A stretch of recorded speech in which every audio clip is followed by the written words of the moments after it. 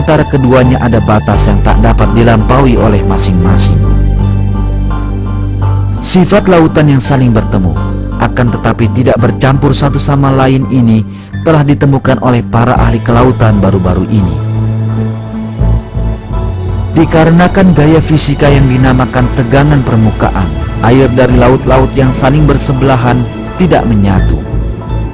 Akibat adanya perbedaan massa jenis, tegangan permukaan mencegah lautan dari bercampur satu sama lain, seolah terdapat dinding tipis yang memisahkan mereka.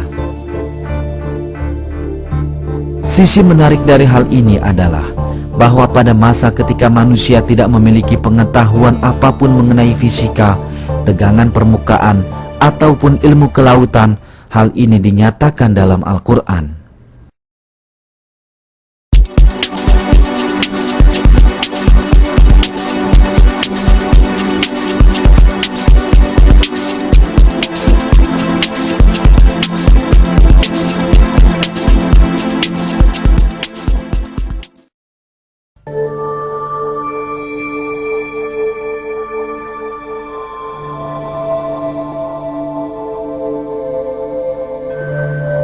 Hingga beberapa waktu yang lalu, diyakini bahwa jenis kelamin bayi ditentukan oleh sel ibunya. Atau paling tidak, dipercayai bahwa jenis kelamin ditentukan oleh sel jantan dan sel betina secara bersama-sama. Akan tetapi Al-Quran memberitahu kita informasi yang berbeda, di mana disebutkan bahwa jenis kelamin laki-laki atau perempuan ditentukan dari air mani yang dipancarkan ke dalam rahim. Dan bahwasanya Dialah yang menciptakan berpasang-pasangan laki-laki dan perempuan dari air mani apabila dipancarkan. Cabang ilmu genetika dan biologi molekuler yang sedang berkembang telah secara ilmiah membenarkan kecermatan informasi yang diberikan dalam Al-Quran. Kini difahami bahwa jenis kelamin ditentukan oleh sel sperma yang berasal dari laki-laki, dan perempuan tidak memiliki peran apapun dalam proses ini. Kromosom merupakan unsur utama dalam penentuan jenis kelamin. 2 dari 46 kromosom yang menentukan struktur seorang manusia diketahui sebagai kromosom jenis kelamin. 2 kromosom ini dinamakan XY pada laki-laki dan XX pada wanita, karena bentuk-bentuk kromosom ini mirip dengan huruf-huruf tersebut. Kromosom Y membawa gen yang mengkode sifat laki-laki, sedangkan kromosom X membawa gen yang mengkode sifat perempuan. Pembentukan seorang manusia baru berawal dari kombinasi silang salah satu kromosom-kromosom ini yang berada dalam tubuh laki-laki dan perempuan secara berpasangan. Pada perempuan, kedua komponen sel kelamin yang terbelah menjadi 2 selama ovulasi membawa kromosom X. Sebaliknya, sel kelamin laki-laki menghasilkan 2 sperma yang berbeda, satu mengandung kromosom X dan yang lainnya kromosom Y. Jika semua kromosom X dari perempuan bergabung dengan semua sperma yang mengandung kromosom X, maka bayi tersebut adalah perempuan.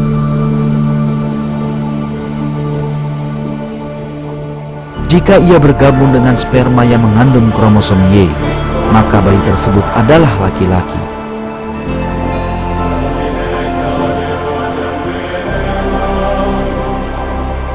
Dengan kata lain, jenis kelamin seorang bayi ditentukan oleh jenis kromosom dari laki-laki yang bergabung dengan sel telur perempuan. Tak satu pun dari hal ini diketahui hingga penemuan ilmu genetika pada abad ke-20. Bahkan, dalam sejumlah masyarakat dipercaya bahwa jenis kelamin bayi ditentukan oleh tubuh perempuan. Itulah mengapa para wanita dipersalahkan apabila melahirkan anak perempuan.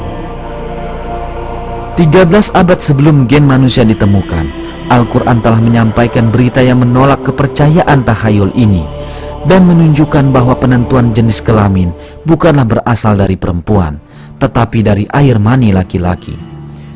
Jika kita terus mempelajari fakta-fakta yang diberitakan dalam Al-Quran mengenai pembentukan manusia, sekali lagi kita akan menjumpai keajaiban ilmiah yang sungguh penting. Ketika sperma dari laki-laki bergabung dengan sel telur wanita, intisari bayi yang akan lahir terbentuk. Sel tunggal yang dikenal sebagai zigot dalam ilmu biologi ini akan segera berkembang biak dengan membelah diri hingga akhirnya menjadi segumpal daging. Tentu saja hal ini hanya dapat dilihat oleh manusia dengan bantuan mikroskop. Namun, zigot tersebut tidak melewatkan tahap pertumbuhannya begitu saja. Ia melekat pada dinding rahim seperti akar yang kokoh menancap di bumi. Melalui hubungan semacam ini, zigot mampu mendapatkan zat-zat penting dari tubuh sang ibu bagi pertumbuhannya. Di sisi lain, pada bagian ini, satu keajaiban penting dari Al-Quran terungkap. Saat merujuk pada zigot yang sedang tumbuh dalam rahim ibu, Allah menggunakan kata alat dalam Al-Quran. Bacalah dengan menyebut nama Tuhanmu yang menciptakan. Dia telah menciptakan manusia dari alaq, segumpal darah. Bacalah, dan Tuhanmulah yang maha pemurah. Arti kata alaq dalam bahasa Arab adalah sesuatu yang menempel pada suatu tempat. Kata ini secara harfiah digunakan untuk menggambarkan lintah yang menempel pada tubuh untuk menghisap darah. Tentunya bukanlah suatu kebetulan bahwa sebuah kata yang demikian tepat digunakan untuk zigot yang sedang tumbuh dalam rahim ibu. Hal ini sekali lagi membuktikan bahwa Al-Quran merupakan wahyu dari Allah, Tuhan semesta alam.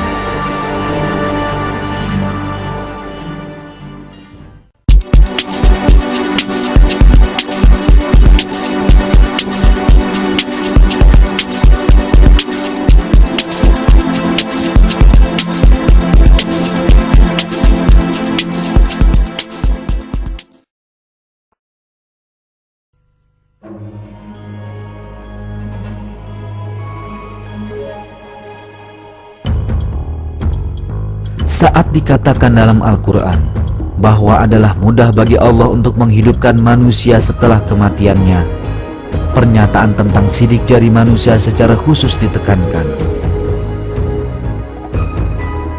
Sebenarnya, kami kuasa menyusun kembali jari jemari dengan sempurna.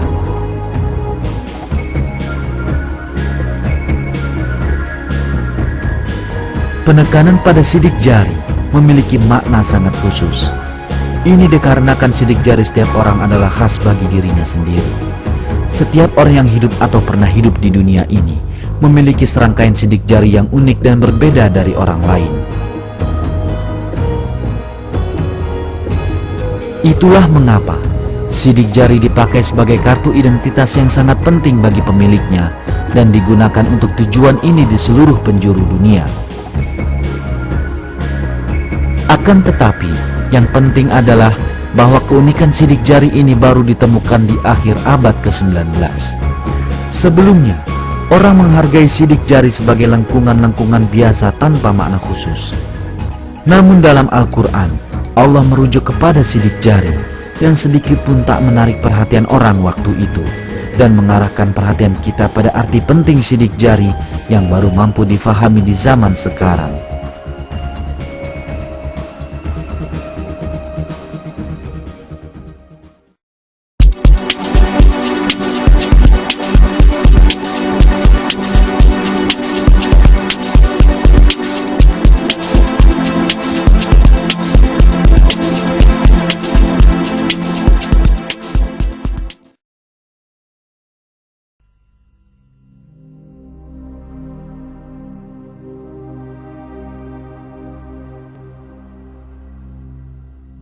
Sisi penting lain tentang informasi yang disebutkan dalam ayat-ayat Al-Quran adalah tahap-tahap pembentukan manusia dalam rahim ibu.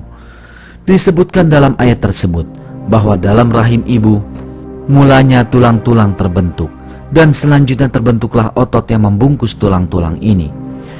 Kemudian air mani itu kami jadikan segumpal darah, lalu segumpal darah itu kami jadikan segumpal daging, dan segumpal daging itu kami jadikan tulang belulang. Lalu tulang belulang itu kami bungkus dengan daging. Kemudian kami jadikan dia makhluk yang berbentuk lain. Maka maha sucilah Allah, pencipta yang paling baik.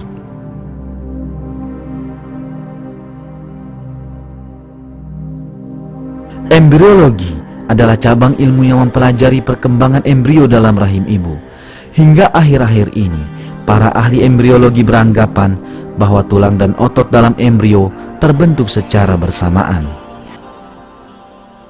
Karenanya, sejak lama banyak orang yang menyatakan bahwa ayat ini bertentangan dengan ilmu pengetahuan. Namun, penelitian canggih dengan mikroskop yang dilakukan dengan menggunakan perkembangan teknologi baru telah mengungkap bahwa pernyataan Al-Quran adalah benar kata demi katanya. Penelitian di tingkat mikroskopis ini menunjukkan bahwa perkembangan dalam rahim ibu terjadi dengan cara persis seperti yang digambarkan dalam ayat tersebut. Pertama, jaringan tulang rawan embrio mulai mengeras. Kemudian sel-sel otot yang terpilih dari jaringan di sekitar tulang-tulang bergabung dan membungkus tulang-tulang ini. Peristiwa ini digambarkan